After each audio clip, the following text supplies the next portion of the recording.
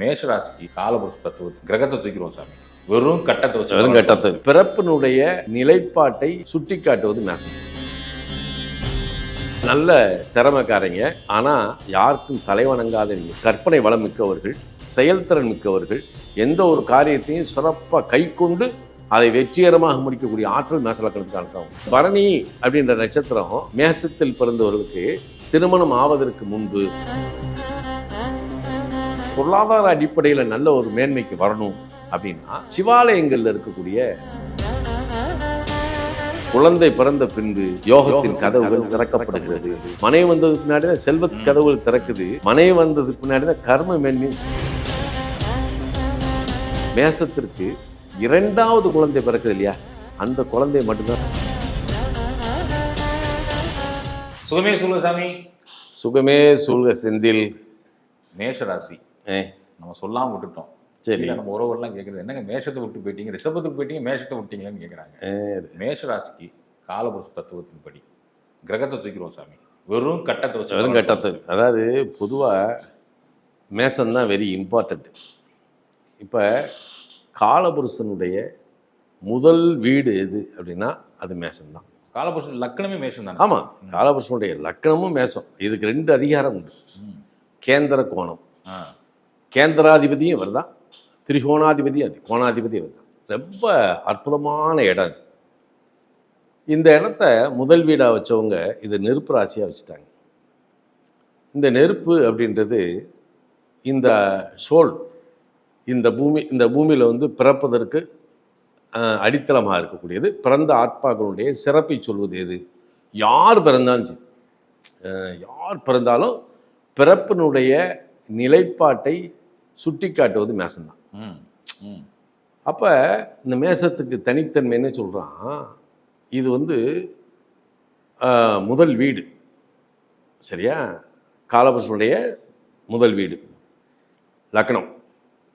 But இதுக்குள்ளே இருக்கக்கூடிய சிறப்பு என்ன அப்படின்னா, எஞ்சான் உடம்பிற்கு சிரசே பிரதானம் இல்லையா? இப்போ இதுதான் சிரசு. இப்போ இதில் தான் வேடிக்கையே இருக்குது. இப்போ இந்த தலைப்பகுதி அப்படின்றதுக்கு இம்பார்ட்டண்ட்டு மேசத்தில் சொல்கிறோம். ஆனால் இங்கே தான் பார்வையை கொடுக்கக்கூடிய கண்கள் இருக்கிறது, கேட்கக்கூடிய காது இருக்குது, சுவாசிக்கக்கூடிய மூக்கு இருக்குது, உண்ணக்கூடிய வாய் இருக்குது, ருசி பார்க்குறதுக்கு நாக்கு. ஆமாம், நாக்கு இருக்குது. இதெல்லாம் இந்த இடத்துல தலையில் தான் கொண்டு போய் வச்சுட்டான். அப்போ பஞ்சபூதத்தினுடைய இயக்கம், பஞ்சபூதம் அப்படின்றது நெருப்பு, நிலம், காற்று, ஜலம், ஆகாயம். இந்த பஞ்சபூதத்தை இந்த இடத்துலேருந்து சர்க்யூட் பண்ணக்கூடிய கெப்பாசிட்டி இந்த இடத்துல தான் இருக்கு. இப்போ இந்த இடத்துல நிற்கக்கூடிய கிரகங்கள் எதுவாக இருந்தாலும் அந்த ஜாதகனை ஆதிபத்திய ரீதியாகவோ அல்லது காரக ரீதியாகவோ இயக்கும்போது அது ஒரு முதன்மை என்ற தத்துவத்தை இங்கே கொடுக்கும். எந்த லக்கணமாக இருந்தாலும் சரி, அவன் 12 லக்கணங்களில் எந்த லக்கணமாக இருந்தாலும் இந்த லக்னாதிபதி மேசத்தில் உட்கார்ந்துட்டா அந்த ஆத்மா ஒரு தனித்தன்மை உடையது. எந்த லக்னம் லக்னாதிபதி மேஷத்தில் உட்காந்தாலே போதும். ஆமாம், அது மறைஞ்சிருக்கு, அதெல்லாம் கிடையவே கிடையாது. அதெல்லாம் தேவையில்லை. 6, 8, 12 அவன் மறைஞ்சு அதெல்லாம் கிடையவே கிடையாது. லக்னாதிபதி இந்த இடத்துல உட்காந்துட்டாருன்னா அந்த ஆன்மா ஒரு தனித்தன்மை உடையது. அதோட எப்படின்னா, இப்போ ஆட்டுக்கு தலையில் தான் பலம் இல்லையா? அப்போ இவங்களுக்கு மண்டையில் பலம். நல்ல திறமைக்காரங்க, ஆனால் யாருக்கும் தலைவணங்காதவங்க, இவங்களை கண்ட்ரோல் பண்ணவே முடியாது. ஆமாம், யாருக்கும் தலைவன். இவங்களுக்கு எப்படின்னா கமாண்டிங் பவர் தான் ஜாஸ்தி. இராணுவ தளபதின்னு சொல்லுவோம் இல்லையா, அது பூரா யாருன்னா மேசம்தான். அதில் இது நெருப்பு ராசி இல்லையா?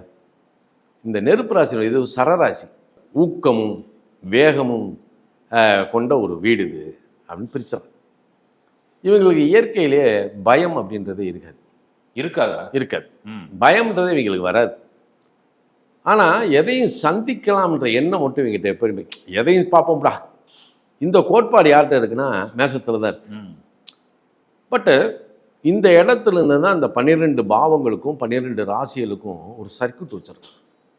அது என்ன அப்படின்னா, நீ எதற்காக இந்த பூமிக்கு வந்தாய்? அப்போ இந்த 12 பாவத்தில் என்னென்ன தொடர்பு இருக்கோ அந்த தொடர்பு மட்டும்தான் இந்த ஆத்மா எடுக்க போகுது. அப்போ இதுக்கு என்ன கொடுக்கலாம், என்ன கொடுக்கக்கூடாது, எது எந்த இந்த நேரத்தில் எப்படி கொடுக்குறது அப்படின்றத இதுக்குள்ளே தான் வச்சுருக்கான். மேஷ லக்கணத்தில் மேஷத்தின் முதல் நிலையில் வச்சுருக்கான். இப்போ நீங்கள் அசுபதி நட்சத்திரம் இருக்குது, இது வந்து மூளை, தலையில் மூளை, அதிபதி கேது. ஆமாம், ஆமாம், இது மூளை, அது அசுபதி தான் மூளை. இதுதான் முதல் இது தலைவாசல் அப்படின்னு பேர். இதுக்கு பேர் தலைவாசல் அப்படின்னு சொல்கிறாங்க. இதுதான் தலைவாசல். அப்போ இந்த இடத்துல தான் பிறக்கும்போது பிறந்த ஜீவனுடைய முன்ஜென்ம கர்மவினையை கொண்டு வந்து தொகுத்து நிப்பாட்டுற இடம் எதுனா அசுபதி நட்சத்திரம் தான். அதுக்கு அடுத்ததான் இந்த பூமியில் இவன் எதை கொண்டு எப்படி வாழ்வான் அப்படின்றதுக்கு அடுத்து பரணி நட்சத்திரம் உள்ள வரும். இந்த பரணி நட்சத்திரம் தான் முகத்தின் அழகும் கண்களும் அப்படின்ற கண்கள் முகத்தின் அழகு. இப்போ எல்லாமே ஒருமிக்க இருக்கக்கூடிய ஒரு அற்புதமான இடம் எதுனா இந்த மேசத்துக்குள்ளே இருந்து தான் வருது. சரி, இதனுடைய அந்த இரண்டாவது நட்சத்திரம் அப்படின்னு சொல்லக்கூடிய அந்த சுக்கிரனுடைய நட்சத்திரம் பரணி நட்சத்திரம். இந்த பரணி நட்சத்திரத்தினுடைய அதிபதி யாரு அப்படின்னா சுக்கிரன். அதிதேவதை யாருன்னா யமன் இங்கே. ஆனால் இந்த சுக்கிரன் தான், இந்த பரணி நட்சத்திரம் தான் உங்கள் லௌகீக வாழ்க்கையில் நீங்கள் எந்த அளவுக்கு சிறப்பாக வாழ முடியும் அப்படின்றது சுட்டி காட்டக்கூடிய நட்சத்திரம் பரணி நட்சத்திரம் தான். யாராக இருந்தால் லௌகீகம் உனக்கு எப்படி இருக்கும் அப்படின்றதும், இதை விட ஒரு பெரிய ரகசியத்தை என்ன அந்த வீட்டுக்குள்ளே கொண்டு போய் வச்சுருக்கிறாங்க அப்படின்னா கார்த்திகை நட்சத்திரம். இந்த கார்த்திகை நட்சத்திரத்தினுடைய முதல் பாதம், இந்த கார்த்திகை முதல் பாதம் எங்கே போய் விழுகும் நவாம்சத்தில் பார்த்தீங்கன்னா தனுசுல விழுகும்.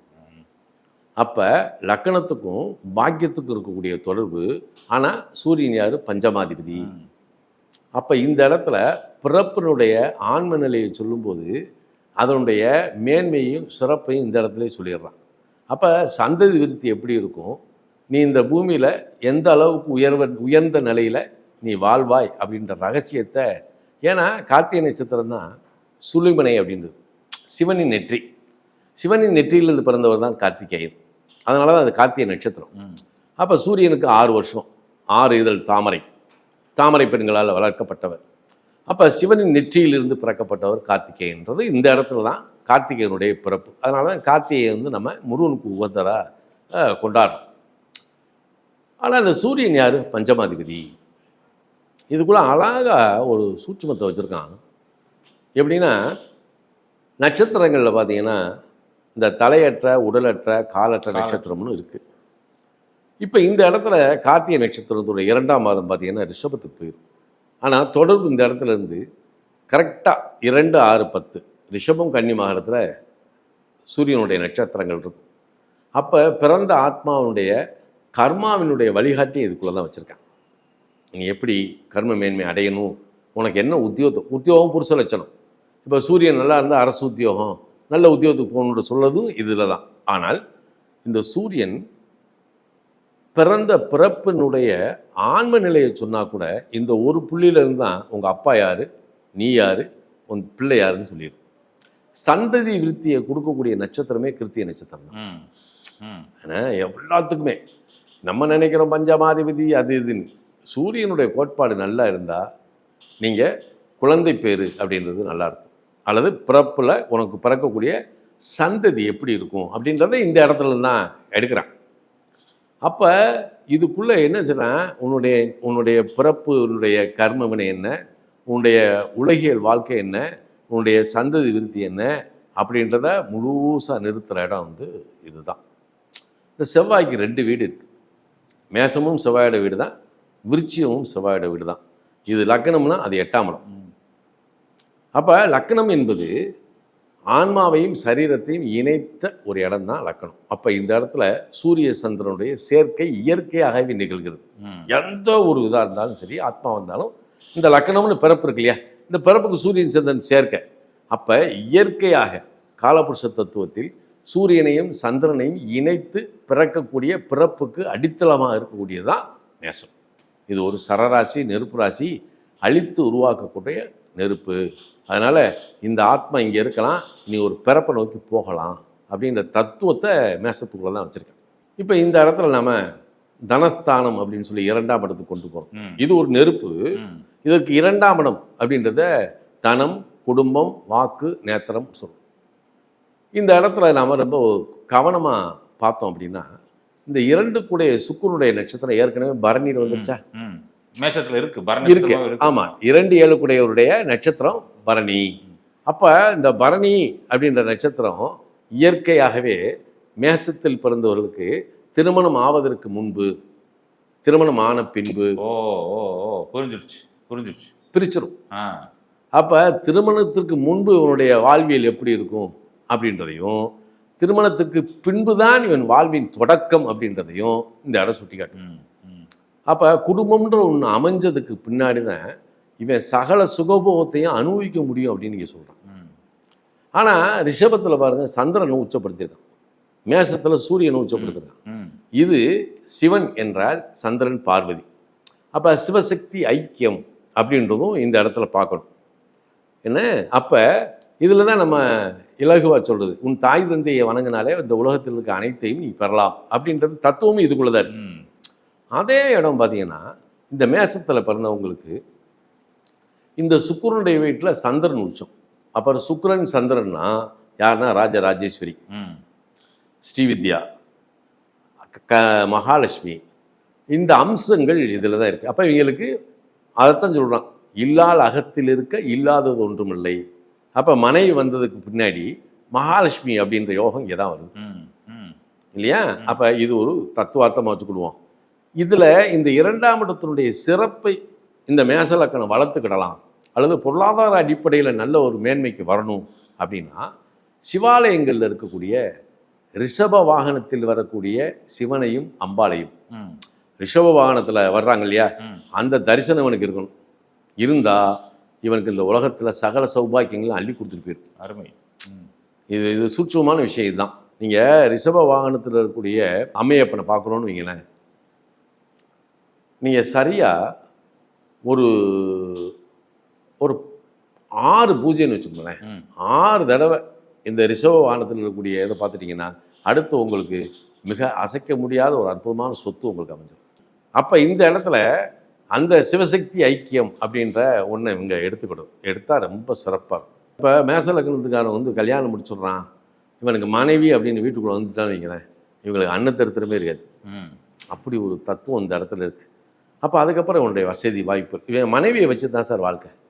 இந்த மேசத்தில் பிறந்தவங்களுக்கு காலையில் மனைவி மகிழ்ச்சியாக போயிட்டு வாங்க அப்படின்னு சிரித்து அனுப்புனா அன்னைக்கு அவனுக்கு செல்வம். ம் போகும்போதே ஏதாவது தகராறு பண்ணி அவளை வருத்தப்பட விட்டாங்கன்னா அன்னைக்கு அவங்களுக்கு வருத்தம். ம் அப்போ சூட்சுமை யார்கிட்ட இருக்கு? மனைவி. மனைவிட்ட. ம் அப்போ சகல சௌபாக்கியங்களையும் அவனுக்கு கொடுக்கும் அப்படின்றது இது இயற்கை. இதில் இன்னொரு விஷயம் என்னென்னா, சந்திரன் வந்து இவங்களுக்கு சுகஸ்தானாதிபதி, தாயார் ஸ்தானாதிபதி. அப்போ அந்த தாயார் ஸ்தானாதிபதியே 2இல் உச்சம். அதனால் இவங்க அம்மாவுக்கும் அந்த பவர் உண்டு. அப்போ தாயை தன்னோடு வைத்துக்கொண்டு தாயினுடைய சுகமின்மையை கருதுகிறவன் எவனோ அவனுக்கும் இந்த பலன் உண்டு அப்படின்னு ஒன்று இருக்கும். ஆனால் மேசலக்கணத்துக்காரங்களை நல்லா வளர்த்தது யாரா? யார் பெத்த தாயை விட நல்லா வளர்த்தது யாருன்னா அவங்க பெரியம்மா தான். ம் யார் மேசலக்கணத்தில் பார்த்தீங்கன்னா பெரியம்மா கண்டிப்பாக இருக்கும். அந்த பெரியம்மாவுடைய ஒரு வளர்ப்பு பிள்ளையாக தான் இவங்க இருப்பாங்க. ம் அப்போ இதுக்கெல்லாம் காரணம் யாருன்னா அந்த ஜீவன் தான். யார்? பெரியம்மா. ம் அற்புதமான இல்லை, ஒன்றும் இல்லை, மேசலக்கணத்தில் பாருங்க, சாதாரணமே நீங்கள் பாருங்கள், நமக்கெல்லாம் ஒரு பெரியம்மான்னு இருந்துச்சுன்னு வைங்களேன், அவன் பெரியம்மாட்ட நீங்கள் ஒரு 10 ரூபா வாங்கிட்டு போறீங்கன்னு வைங்க, உங்களுக்கு பழகும். ம் சூட்சம் இதுதான். அம்மா கூட பிறந்த பெரியம்மா அழகா சும்மா அப்படியே அவனையும் எடுத்து கொடுத்துச்சுனாலே நீங்கள் செல்வந்தராயிருவீங்க. ஒரு ராசியாக தான், ராசி இது வந்து ராசின்னு சொல்லலாம். அப்போ இவங்களுக்கு உண்ணவோ உடுக்கவோ இருக்கவோ ஆண்டவன் எந்த குறையும் வைக்க மாட்டான். இதில் இவங்களோட பொருளாதார உயர்வுக்கு நீங்கள் பெரிய உத்தியோகத்தை பார்க்கணும், பெரிய ராஜாங்க உத்தியோகத்துக்கு போகணும் அப்படின்றதெல்லாம் இல்லை. ஒரு கட்டாந்தரை, ஒரு கரடு, ஒரு தரிசு இடத்த வாங்கி அதில் போய் இவன் காலடி வச்சா அந்த இடம் விளைய ஆரம்பிச்சது. ம் அப்போ விவசாயத்தில் ஒருத்தன் ஜெயிக்கிறான்னு வைங்களேன், அவன் எவனாக தான் இருக்கும். அப்போ விவசாயம் இவங்களுக்கு ரொம்ப நல்லா வரும்.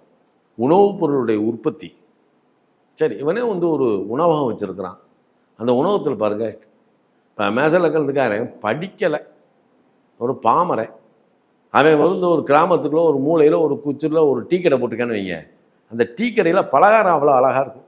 டேஸ்டாக இருக்கும். அப்போ மக்கள் விரும்பி சாப்பிடக்கூடிய இடமா போவாங்க. இப்போ இவங்களுக்கு விவசாயம் நல்லா வரும், நெல் கொள்முதல், தானியம், அதே மாதிரி ரியல் எஸ்டேட்லாம் இவங்களுக்கு ரொம்ப நல்லா வரும். அப்போ இதெல்லாம் இவங்க பார்க்க வேண்டியது இருந்தாலும் இதன் மூலமாக இவங்களுக்கு பொருளாதாரம் அப்படின்றது நல்லாவே கொடுக்கும். இறைவன் எந்த குறையும் வைக்க மாட்டான். என்ன இது ஒன்று. இப்போ 3ஆம் இடம் அப்படின்றது மிதுனத்துக்கு போகும். இந்த மிதுனம் வந்து ஒரு காற்றாசி. அதை வந்து காலபுருஷனுடைய சகோதர ஸ்தானம் 3ஆம் இடம். அங்கே தான் அறிவும் திறமையும் இருக்குது, முயற்சி அங்கே தானே. ஆமாம். அதாவது ஒரு மனிதனுடைய எண்ணம், எழுத்து, இயக்கம், ஆற்றல், பேராற்றல், சக்தி, வீரியம் எல்லாமே அந்த இடத்துல இருக்குது. இந்த கனெக்டிவிட்டி அண்ட் கம்யூனிட்டி அப்படி ஒரு கரஸ்பாண்டிங் இது வந்து அந்த இடத்துல இருக்குது. ஒரு 2 பேர் சண்டை போடுறாங்கன்னு வைங்களேன், இந்த மேச லக்னத்துக்கார போனேன்னா சரி, அந்த 2 பேர்த்தையும் விலக்கி விட மாட்டான், 2 பேர்த்தையும் சேர்த்து வச்சுட்டு வந்துடுவான். இவங்களுக்கு அந்த ஒரு பவர் உண்டு. எந்த இடத்துக்கு போனாலும் சரி, இவங்க ஒருத்தனை இவங்க ஜென்மத்தில் ஒருத்தனை பிரித்து பார்க்க மாட்டாங்க சார், இணைச்சி விட்டு வந்துடுவாங்க. அதே மாதிரி இப்போ நீங்கள் இருக்கீங்க, உங்களை பற்றி எனக்கு தெரியுதுன்னு வைங்களேன், உங்களோட உங்களுக்கு எனக்கு இன்னொரு ஃப்ரெண்ட் இருக்கார், அவர் என்ன செய்கிறேன் அப்படின்னா நான் உங்களுக்கு இன்ட்ரடியூஸ் பண்ணியிருப்பேன். ஏன்னா காலத்துக்கு இவர் ஏதாவது ஒரு, அதாவது இவருடைய இது வந்து உங்களுக்கு தேவைப்படும். அப்படியால் இந்த கனெக்டிவிட்டி பண்ணுறது பார்த்திங்கன்னா இவங்க தான். அதே மாதிரி எங்கேயாவது ஒரு பொண்ணு பார்க்க போகிறாங்க, பொண்ணு பார்க்க போகிற இடத்துல இந்த மேச லக்னத்துக்காரங்க போகிறாங்கன்னு வைங்களேன், அந்த இதை அந்த அந்த பொண்ணை ஃபிக்ஸ் பண்ணி விட்டு வந்துடுவாங்க. கூட போனாலே போதும். இப்படி ஒரு சக்தி, மாய சக்தி உங்களுக்கு உண்டு. ஆனால் இவங்க நல்ல வலுவானவங்க, உடல் பலமும் ஆன்ம பலமும் மிக்க இவர்களுக்கு அந்த மனோபலம் இருக்கு பார்த்தீங்களா, அது மிகச்சிறந்த அறிவை கொடுக்கக்கூடியது. மனோபலம் இவங்க ஜாஸ்தி சார். அதாவது நல்ல சிந்தனையும் செயல்பாடு இவங்களுக்கு ஒன்றாவே இருக்கும். நினைச்ச மாத்திரத்தில் எதையும் செய்வாங்க. அப்படி ஒரு கேரக்டர் இவங்ககிட்ட உண்டு. பட் இவங்க பாரம்பரியத்தில் பாருங்கள், இவங்க அப்பாவோட பிறந்த சித்தப்பா, பெரியப்பா அல்லது மேச லக்னத்துக்கு கூட பிறந்த சகோதர சகோதரிகள் பார்த்திங்கன்னா எந்த ரூபத்துலேயும் 2ஆம் தாரம் அப்படின்றது இருக்கும். 2ஆம் தாரம் இது இந்த வகையாரால் எங்கேயாவது இதை வந்து அடிக்கும். அதை விட இந்த மேச லக்னத்துக்காரங்க போய் திருமணம் பண்ணக்கூடிய சம்பந்தம் இருக்கு இல்லையா, அந்த பெண்ணோட அப்பா அவங்க தாத்தாவுக்கு 2ஆம் தாரத்து பிள்ளையாக கூட இருப்பாங்க. இப்படி ஒரு சுழற்சி இதுக்குள்ளே இருக்குது. ஏதோ ஒரு இடத்துல 2ஆம் தாரம் வந்துடும் இருக்குது. இது வந்து சார் பிறப்பினுடைய நிலையை மாற்றி அமைக்கக்கூடிய வல்லமை வந்து மிதுனத்தில் உண்டு. ஆனால் இந்த இடம் தான் எல்லா ஜீவராசிகள், ஈவன் 6 படைத்த மனிதர்களுக்கு உட்பட எல்லாத்துக்கும் ஆயுள் பலத்தை தீர்மானிக்கிற இடம். நம்ம 8ஆம் இடம்னு சொல்லிக்கிட்டு இருக்க முடியாது. 8ஆம் இடம் இல்லை, 3ஆம் இடம் தான் உங்கள் ஆயுள் பலத்தை தீர்மானிக்குது. அப்போ இவர்கள் கற்பனை வளம் மிக்கவர்கள், செயல்திறன் மிக்கவர்கள், எந்த ஒரு காரியத்தையும் சிறப்பாக கை கொண்டு அதை வெற்றிகரமாக முடிக்கக்கூடிய ஆற்றல் மேச லக்னத்துக்கான தான் உண்டு. இப்போ இது இவங்ககிட்ட. அதே மாதிரி நீங்கள் எந்த ஒரு விஷயமா இருந்தாலும் பாருங்கள், நீங்கள் சட்டத்துக்கு புறம்பாக போகக்கூடாது அப்படின்னு நம்ம சொல்லுவோம் இல்லையா, இவங்க தான் அதை செய்வாங்க. எந்த ஒரு விஷயத்தையும் சட்டத்துக்கு உட்பட்டும் செயல்படுவாங்க. சட்டத்துக்கு புறம்பாக ஒரு செயல் இருக்குன்னா அதை இம்மீடியட்டாக ஒரு நோட்டீஸை போட்டு அதை இது பண்ணுறவங்களும் இவங்க தான் வெளியே கொண்டு வரணும். ஆமாம். இப்போ மேச லக்னத்தில் ஒரு ரிப்போர்ட்டர் இருக்காருன்னு வைங்களேன், அவர் ஒரு செய்தி பெட்டகம்னு தான் சொல்லுவோம். அவர் ஒரு பெட்டகம், அவர்கிட்ட எல்லா விதமான செய்திகளும் அவர்கிட்ட இருக்கும். தகவல் தொடர்பு சார்ந்தது புறாம அவங்ககிட்ட இருக்கும். சினிஃபீல்டில் வந்து ஒரு டைரக்டர் இருக்காருன்னு வைங்களேன், இது மேச லக்னத்துக்காரங்க இருந்தால் சினிஃபீல்டு டைரக்டர் இவங்க சுப்பீரியராக இருப்பாங்க. இப்படி ஒரு திறமை இவங்ககிட்ட வந்து படைப்பாற்றல் அப்படின்றதும் இவங்ககிட்ட இருக்குது. ஆனால் உலகத்தில் இருக்கக்கூடிய அத்தனை சுகபோகத்தையும் ஆண்டவன் இவங்களுக்கு கொடுக்கணும்னு அப்படி எடுத்து வைக்கும்போது இங்கே தான் அந்த காலபுருஷனுடைய 4ஆம் இடம்ன்ற கடகம் இது என்ன செய்யுது, இந்த இடத்துல 2 விதமாக வேலை பார்க்கு சார். எப்படின்னா, இந்த வீட்டு அதிபதி சந்திரன், இந்த வீட்டில் உச்சமாகக்கூடிய கிரகமும் குரு, அது வந்து தகப்பன் ஸ்தானாதிபதி. அப்போ தாயார் ஸ்தானத்தில் தகப்பன் ஸ்தானாதிபதி உச்சம் எடுத்துக்கிட்டீங்களா. இப்போ தாய் தந்தை மூலமாக கிடைக்கக்கூடிய அனைத்து சுகபோகத்தையும் கொடுக்க வேண்டிய இது இந்த இடத்துக்கு உண்டு. அம்மா அப்பானால் கிடைக்கிறது இவனுக்கு கிடைக்கணும். சில நேரத்தில் இதை அனுபவிக்க முடியாமல் போகும். ஏன் தெரியுமா, லக்னாதிபதி செவ்வாய் அதில் நீச்சம்.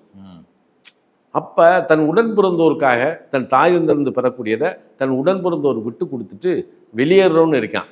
அப்படி வெளியேறக்கூடியவன் வேற்று இடத்துல வெளியிடங்களில் வந்து எந்த இடத்துல நிற்கிறானோ அந்த இடத்துல வீடு வாசலை கட்டி சுகபோகமாக வாழ்வான். அப்போ தாய் தந்தையோடு சேர்ந்து பிறந்த ஊர்லேயே இருக்கிறான் அப்படின்னா அவங்க அப்பா அம்மா வச்ச சொத்தையோடு இவன் வாழ்க்கை முடிஞ்சிடும் சார்.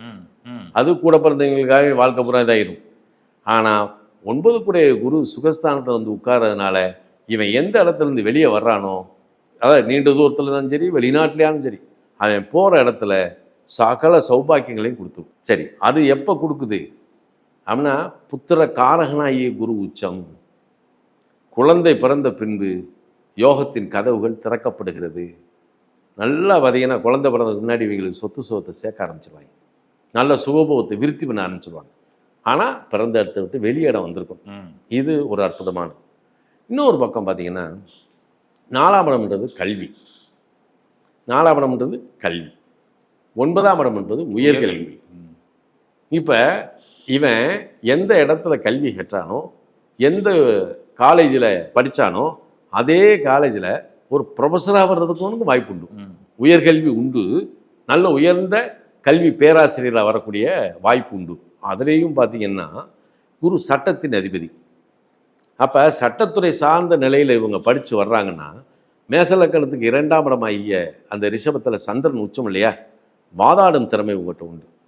நல்ல அர்த்தமான ஒரு ஆர்குமெண்ட் கெப்பாசிட்டி இவங்ககிட்ட இருக்கும். ஃப்ளூவன்சின்னு சொல்லுவோம் இல்லையா, இது இவங்ககிட்ட இருக்கும். அப்போ சுகபோகத்தை இறைவன் கொடுக்க மறுக்கிறது இல்லை. அதை விட ஒரு பெரிய விஷயம் என்னென்னா, தகப்பன் ஸ்தானாதிபதியாகிய குரு சுகஸ்தானத்தில் உச்சம் அப்படின்னு எடுத்துக்கிட்டிங்கன்னா, இப்போ நம்ம 5ஆம் இடத்தை வச்சு தான் நம்ம எடுக்கணும். ஆனால் 4ஆம் இடத்துக்குள்ளே சூத்திரம் என்ன சொல்லுது, இவன் வாழுகின்ற பூமியில் அல்லது இவர்கள் முன்னோர்கள் வாழ்ந்த இடத்துல இவங்க தந்தை வழி முன்னோர்கள் தான் கிராமத்து நாட்டாம கிராமத்தினுடைய முக்கியஸ்தர்கள் அப்படின்ற ஒரு பொறுப்பு இருக்கு மத்தியில், அதில் அவங்க தான் இருந்திருப்பாங்க. இதெல்லாம் வந்து இதுக்குள்ளே மைனூட்டாக இந்த மேசலக்கணத்துக்கு ஒரு உயர்ந்த நிலை நிச்சயமாக. அப்போ காரகன் குரு அப்படின்றதுனால அந்த உச்சமடையக்கூடிய வீடு. அதனால் குழந்தை வளர வளர குழந்தைகளுடைய நலனுக்காக இவர்களுக்கு சகல சௌபாக்கியங்களையும் சுகமேன்மையிலையும் கொடுத்தாக வேண்டும் என்பது விதி. அப்போ இவனுக்கு சுகபோகத்தில் எந்த குறையும் கிடையாது. இதே மேசலக்கணத்துக்காரன் போய் ஒரு ஊரில் போய் ஒரு கிராமத்துலேயோ அல்லது ஒரு பட்டணத்துலேயோ நகரத்துலேயோ இருக்கிறான்னு வைங்களேன், எந்த ஊரில் போய் இருந்தாலும் சரி சார், அவன் இருக்கிற இடத்துல பிரசித்தி பெற்ற ஒரு ஆலயம் அங்கே இருக்கும். மக்கள் கூட்டம் கூட்டமாக வழிபாடு செய்யக்கூடிய மிகப்பெரிய ஆலயம் அந்த ஊரில் இருக்கும், அந்த இடத்துல இருக்கும். திருவண்ணாமலை மாதிரி. ஆமாம், ஸ்தலம் சிவஸ்தலம் இருக்கும். பாக்கியாதிபதியாகிய குரு சுகஸ்தானத்தில் உச்சமடைவதால் என்ன, இவனுடைய குலதெய்வம் ஒன்று இருக்கும் பாருங்க, அது இவங்களுக்கு பூராமே ஆற்றுப்படுகையில் தான் இருக்கும். ஆற்றுப்படுகையில் ஒரு சாதாரணமாக கும்பிட்டுக்கிட்டு இருந்ததை நல்லா டெவலப் பண்ணி கட்டி பெரிய ஆலயமாக கொண்டு வந்துருவாங்க. அப்படிப்பட்ட ஒரு குலதெய்வம் தான் இவங்களுடைய குலதெய்வம். அப்போ இது ஒன்று. இதில் இன்னொரு விஷயத்தை நம்ம சொல்லணும். எப்படின்னா இதுக்குள்ளே இருக்கக்கூடிய சிறப்பு, இப்போ ஒரு ஆற்றங்கரையில், இப்போ காவேரி கரை, தாமிரபரணி, கங்கா, கோதாவரி, எது வேணால் எடுத்துக்குவோம், யமுனா, சரஸ்வதி, இப்படி புனித நதிகளின் கரையில் இருக்கக்கூடிய ஆலயத்திற்கு சென்று ஆற்றில் நீராடி, அந்த நதியில் நீராடி அங்கே இருக்கக்கூடிய சிவாலய வழிபாட்டை பண்ணாங்கன்னா இவங்களுக்கு சகல சுகபோகத்தை அள்ளி கொடுத்தோம். அருமையான இது மேசலக்கணத்துக்கு கிடைக்கக்கூடிய ஒரு அற்புத சக்தி இதுதான். இதெல்லாம் இதுக்குள்ளே இருக்கக்கூடிய ஒரு விஷயம். இன்னும் இதில் நிறைய இருக்குது. ஆனால் உறவுகளில் பார்த்தீங்கன்னா சரி, உறவையெல்லாம் மெயின்டைன் பண்ணிடுவாங்க. இவங்க அம்மாவை தான் பாராட்டணும். ஏன்னா அவங்க அம்மா எந்த உறவையும் விட்டு கொடுக்காது. மேசலக்கணத்தில் பிறந்தவனுடைய தாயார் பாருங்க, யாரையும் விட்டு கொடுக்காது. அப்போ எல்லாத்தையுமே தன் குழந்தை மாதிரி பார்க்கும், உறவுகளை பூராமே மேம்படுத்தும் அப்பாவை விட. இப்படி ஒரு சக்தி இந்த கேந்திர ஸ்தானத்தில் இருக்குது. ஏன்னா மேசம் ஒரு ராஜகேந்திரம், கடகம் ஒரு ராஜகேந்திரம். இந்த மேசத்துக்கு தான் ராஜகேந்திரங்கள் 4மே வேலை செய்யும். துலாம், மகரம், மேசம், கடகம், துலாம், மகரம். இந்த இடத்துல பாக்கியாதிபதி உச்சம். துலாத்தில் யார்? கர்மஸ்தானாதிபதி ஆகிய சனி உச்சம். 10ஆம் இடத்துல யார் உச்சம்னா லக்னாதிபதி செவ்வாய் உச்சம். இப்போ இந்த இடத்துல உச்சமடையக்கூடிய கிரகங்கள் பூரா பார்த்தீங்கன்னா மேசத்தினுடைய மேன்மைக்கு வழிகாட்டக்கூடிய ஒரு அற்புதமான சக்தி. இப்போ 5ஆம் இடம் அப்படின்னு சொல்கிறோம். நம்ம சிம்மத்தில் பிறந்தவனே ராஜவம்சம் அப்படின்னு சொல்லுவோம். பூர்வ புண்ணியஸ்தானம் மேசத்துக்கு. ஆமாம், மேசத்துக்கு பூர்வ புண்ணியஸ்தானம். சிம்ம லக்கணத்தில் ஒருத்தன் பிறந்தாலே அவனை ராஜ வம்சம்னு சொல்லுவோம். அப்போ இவனுடைய பூர்வ புண்ணியம் இல்லையா? அப்போ 9க்கு 9ஆம் இடம், இந்த இடம் வந்து தான் பாரம்பரியத்தினுடைய பெருமையை சொல்லக்கூடியது. அப்போ நிச்சயமாக இவங்க முன்னோர்கள் ஒரு அரண்மனை வாசிகளாக அல்லது ஒரு மிகப்பெரிய புகழ்பெற்ற ஒரு குடும்பத்தில், முதன்மையான குடும்பத்தில், ஒரு ஜமீன் குடும்பத்தில் இருந்தால் இவங்க வம்சமே உற்பத்தி ஆகிருக்கும் அல்லது வந்திருக்கும். அந்த அம்சத்தை அடையக்கூடிய சக்தி யார்கிட்ட இருக்குன்னா மேசத்தில் பிறந்தவனுடைய குழந்தைகிட்ட இருக்கு. அப்போ இவன் பெற்ற குழந்தைகள் எல்லாமே பாருங்களேன் அப்படியே பிரகாசமாக வரும், நல்ல பேரும் புகழும் கிடைக்கும். அதை விட குழந்தையை பெற்ற பின்பு தான் பேரும் புகழும் இந்த மேசலக்கணத்துக்கே கிடைக்கும். எல்லாம் சகலம் இங்கே கொடுக்கும். இப்போ நீங்கள் சொல்கிற மாதிரி இவங்க மேசலக்கணத்துக்காரங்க திருவண்ணாமலைக்கு போனால் அது ஒரு தனிச்சிறப்பு. தனிச்சிறப்பு. திருவண்ணாமலையை போய் வழிபட்டாலே அற்புத சக்தி. ஆனால் இது பௌர்ணமிக்கு தான் போகணுன்றதெல்லாம் இல்லை. பௌர்ணமிக்கு இவங்க போகிறத விட வியாழக்கிழமையோ அல்லது ஞாயிற்றுக்கிழமையோ இங்கே திருவண்ணாமலையில் போய் வலம் வந்து அவரை கும்பிட்டா சகல சௌபாக்கியங்களும் கிடைக்கும். நிச்சயமா நிச்சயமா. இப்போ இந்த இடத்தின் அதிபதி சூரியன். 5, 9 சொல்லிட்டீங்களே. ஆமாம். ஏன்னா இந்த வீட்டின் அதிபதி யாருன்னா சூரியன். இந்த சூரியனுடைய நட்சத்திரம் தான் லக்கணத்துலேயும் 1, 5, 9 இருக்கும். ஏன்னா சிம்மத்திலேயே உத்திர நட்சத்திரம் 1ஆம் பாதமும் இருக்கும். இப்போ மேசத்தில் ஒரு மருத்துவர் வர்றாரு, நீங்கள் டாக்டர். அவர் பாருங்க, அவர் தொட்ட கேஸ் பூரா மேசத்தில் பிறந்தவர் ஒருத்தர் மருத்துவர் ஆயிட்டார். அவர் டயக்னோசிஸ் பண்ணக்கூடிய அத்தனை கேஸும் பாருங்களேன், அவர் தொட்ட கேஸ் பூரா எதுவுமே ஃபெயிலியர் கிடையாது.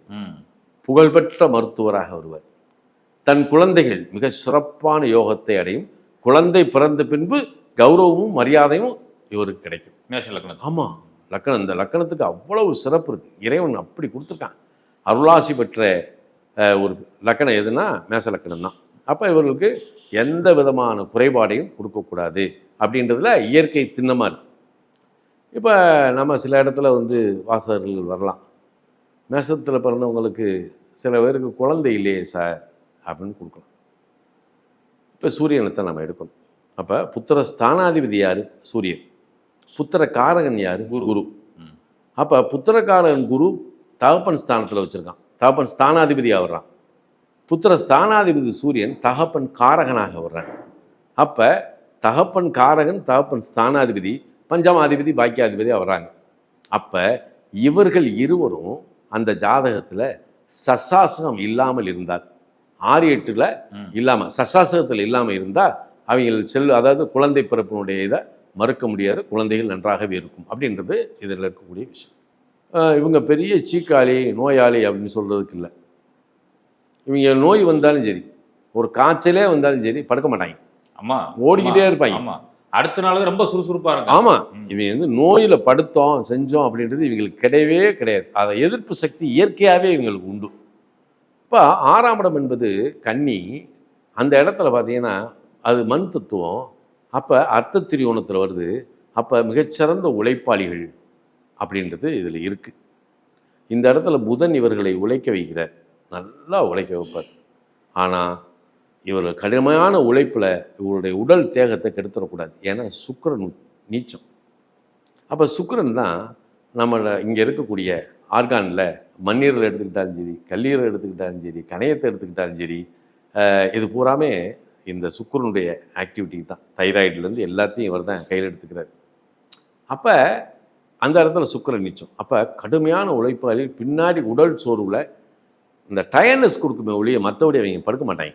அப்போ சிறந்தது தான், நல்ல உழைப்பாளி, உழைப்புக்கு தகுந்த ஒரு உயர்வு அப்படின்றது இதில் இருக்குது. மிகச்சிறந்த உழைப்பாளி.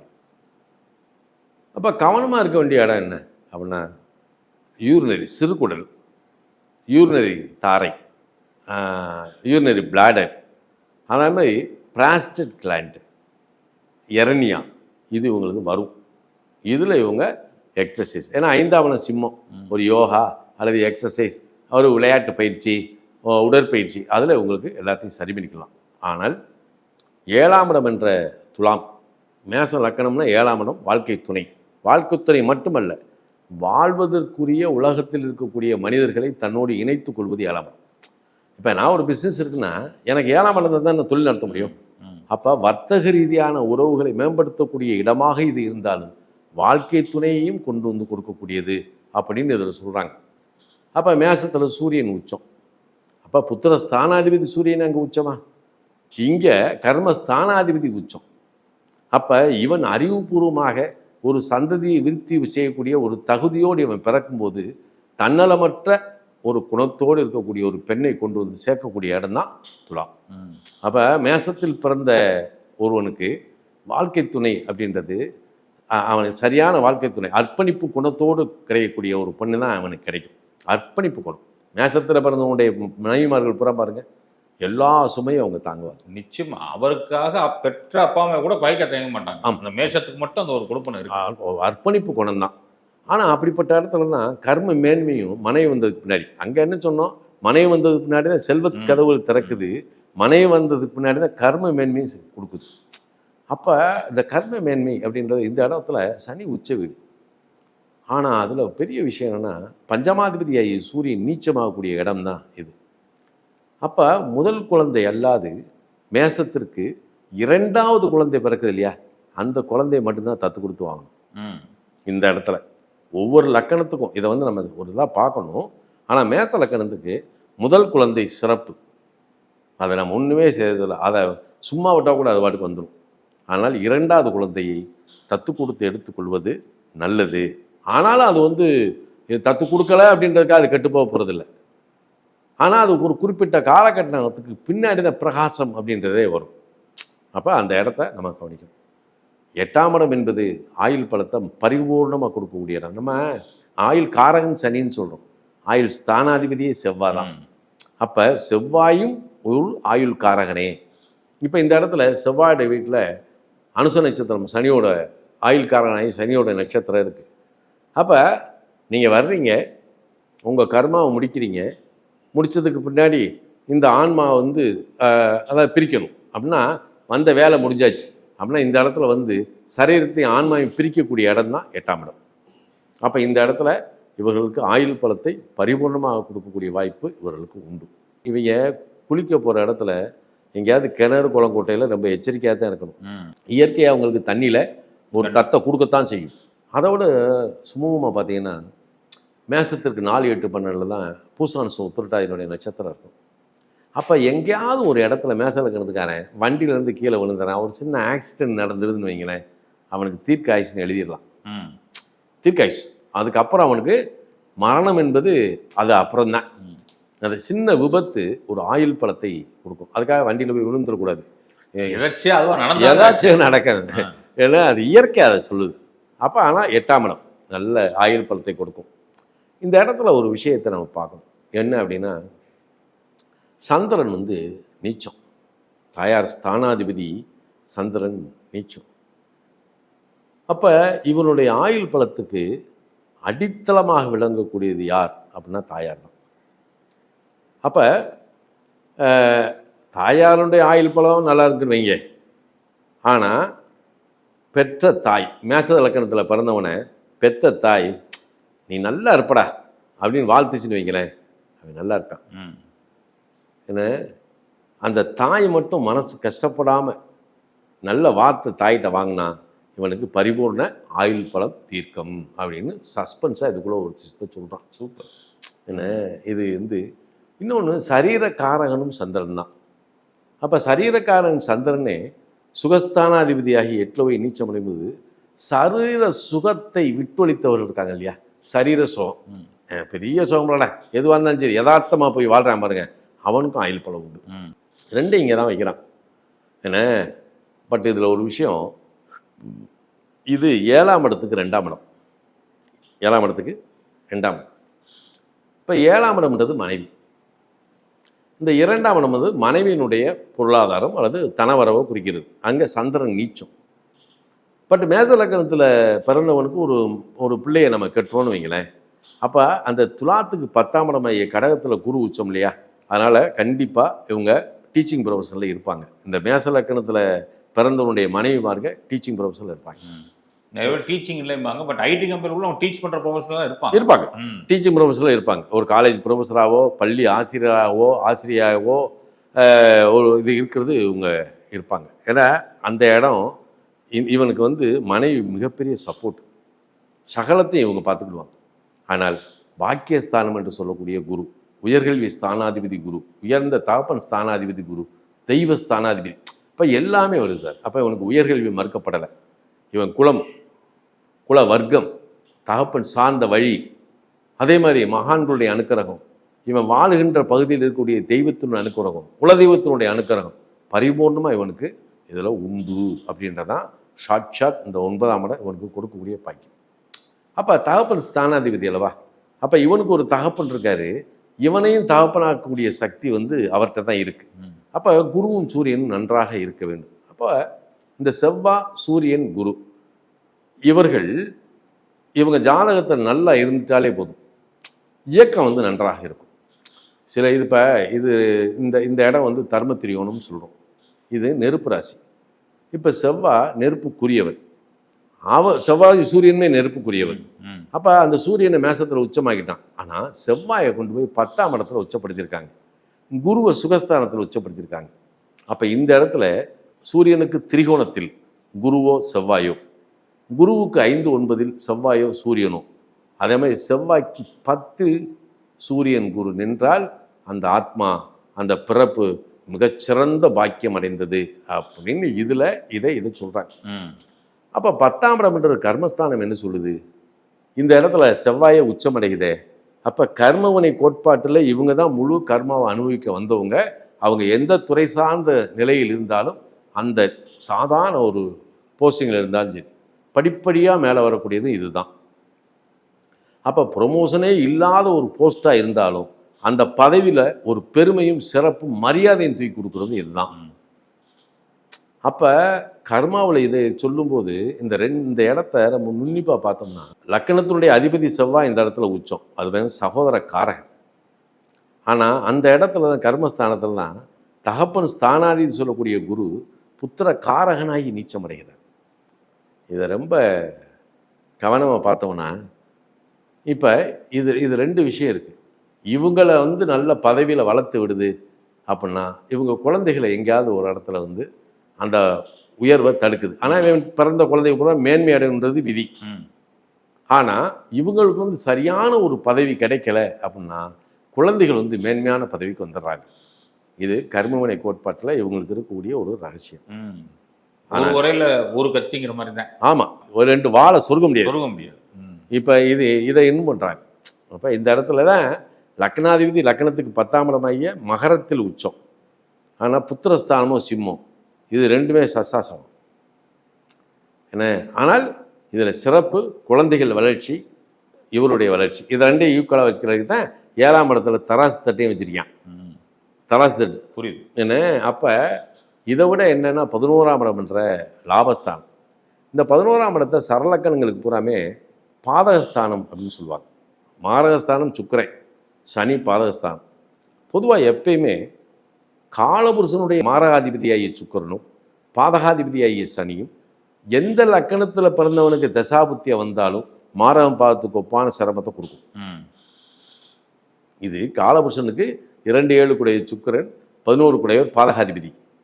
இப்போ சுக்கிரதசை சனி புத்தி அலாட்டாயிரணும். இது எந்த லக்கணமாக இருந்தாலும் சுக்கிரதசை சனி புத்தி ஆதிபத்திய ரீதியாக அவனுக்கு ஸ்தானாதிபத்தியத்தை வேறு அதிகாரம் பெற்றால் கூட இந்த சுக்கிரதசை சனிபத்தில் ரொம்ப கவனமாக இருக்கும். அதனால் சுக்கிரனுக்கு சனியை வேதகனாக தான் வச்சுருக்காங்க. அப்போ சுக்கிரதசை சனி புத்தி பார்த்திங்கன்னா சரி ரொம்ப கிரிட்டிக்கலாகவே இருக்கும், இரிட்டேட்டாக இருக்கும். அதை கடக்கிறது கொஞ்சம், அதை கடந்தாச்சுன்னா ரிலாக்ஸ். அப்போ இந்த இடத்துல மூத்த சகோதரர் 11ஆம் இடம். அப்போ மேச லக்கணத்துக்கு இளையது 2, மிதுனம் இரட்டைப்படை ராசி, இளையது 2, மூத்தது 3 பேர் வரலாம். ஆக மொத்தம் இதில் 5 பேரை இவங்ககிட்ட மேச லக்கணத்தோடு கூட பிறக்க வைக்கலாம்.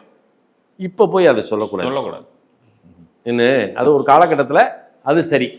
அப்போ இந்த காலகட்டத்தில் போய் இதை சொன்னோம்னா அவன் ஏற்றுக்க மாட்டான் இல்லையா. ஆனால் 11ஆம் இடம் பாதகஸ்தானம், உற்ற நண்பர்களால் சில பாதகங்களை அடையக்கூடிய நிலை இவங்களுக்கு உண்டு. ஏன்னா அதில் கொஞ்சம் கவனமாக இருக்கணும். மூத்த சகோதரர்களுக்கு செய்ய வேண்டியது கடமை, அதை போய் நம்ம பாதகம்னு சொல்ல முடியாது. அவர்களுடைய விருப்பம், அதாவது மூத்த சகோதரருடைய விருப்பத்தை எல்லாம் பூர்த்தி செய்யக்கூடிய நிலை மேசலக்கணத்துக்கு உண்டு. அப்போ மூத்த சகோதரன் வரலாம், சகோதரியும் வரலாம்ல, கூட பிறந்த அக்கா, நிச்சயமா அண்ணே, அவங்களுக்கு போய் செய்கிறது என்ன இருக்கு என்ன. அப்போ இந்த இடத்துல மூத்த உடன் பிறந்தோருடைய ஆசையை அல்லது விருப்பத்தை தேவையை நிறைவேற்றக்கூடிய பாக்கியம் வந்து மேச லக்கணத்துக்கு உண்டு. அதனால இவனுக்கு ஒரு நிறைவானது தான். அதே மாதிரி தான் 12ஆம் இடம் அயனசேன போகம்னு சொல்கிறோம். இவனுக்கு இயற்கையிலே அயனசேன போகம் ஜாஸ்தி தான்.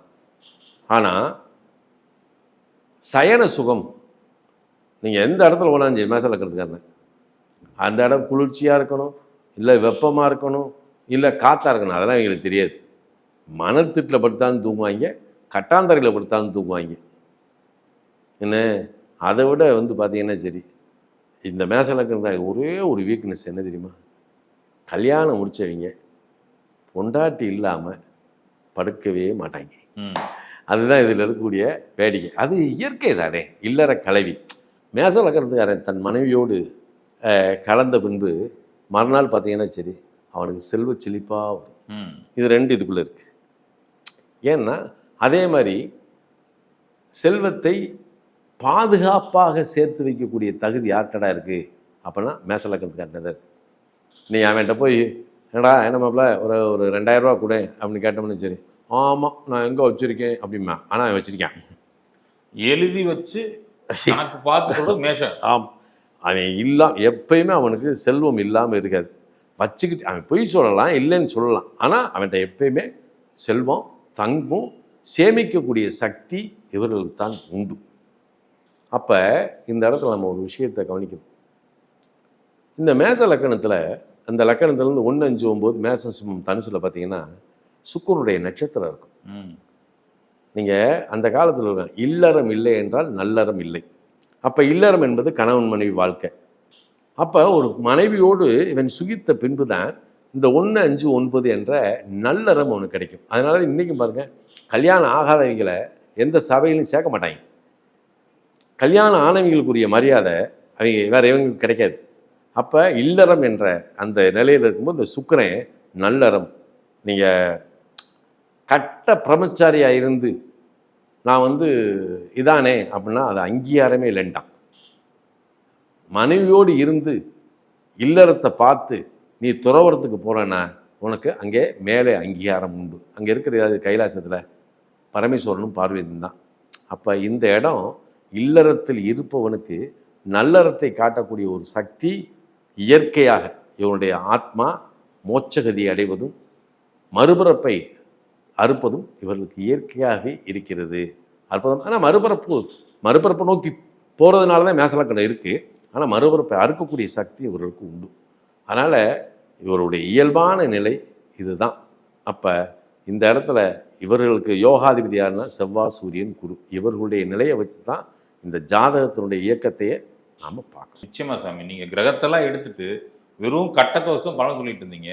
இன்னைக்கு ஏன் மேஷத்தை இவ்வளோ நாள் கழிச்சு சொல்கிறீங்கன்னா அதுக்கான காரணம் என்னன்னா அதுதான் லக்கணம், அதுதான் ராசி. முதல் இடம் அதுதான். அதுக்குத்தான் அவ்வளோ விளக்கம் சொல்லியிருக்கீங்க. நெஞ்சாத நன்றிகள் சாமி. சுகமே சொல்லுங்க. நன்றி, வாழ்த்துக்கள். பக்தி இன்ஃபினிட்டி நேயர்கள் அனைவருக்கும் நான் வணங்கும் வளநாட்டு சித்தர் அன்னை மீனாட்சி உங்கள் அனைவருக்கும் நல்ல ஆனந்தத்தையும் ஐஸ்வர்யத்தையும் ஆரோக்கியத்தையும் தந்தள்ள வேண்டுமாய் வேண்டிக் கொள்கின்றேன். நன்றி, வாழ்த்துக்கள்.